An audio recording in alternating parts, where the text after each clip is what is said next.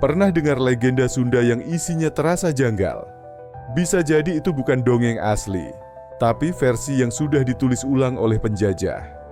Selama ratusan tahun, Belanda tak hanya menjajah tanah kita, tapi juga membentuk cara kita mengingat masa lalu. Bahkan kisah-kisah keramat pun ikut dirombak. Legenda-legenda Sunda seperti Sangkuriang, Dayang Sumbi, dan Nyi Mas Gandasari awalnya adalah cerita sakral yang punya makna spiritual dan sejarah. Tapi saat kolonial Belanda masuk, banyak kisah ini didokumentasikan oleh penulis Eropa dengan gaya dan sudut pandang mereka. Sangkuriang yang semula mungkin adalah simbol kosmologi Sunda, dijadikan sekadar cerita cinta gagal. Nama-nama tokoh Sunda disamakan dengan tokoh Hindu atau bahkan tokoh dongeng Eropa agar mudah diterima.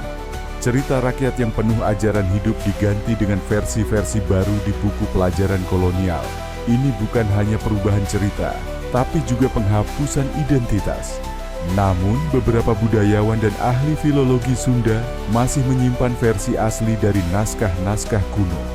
Dari naskah Sewaka Dharma, Bujangga Manik, hingga lontar-lontar Cipaku dan Galuh.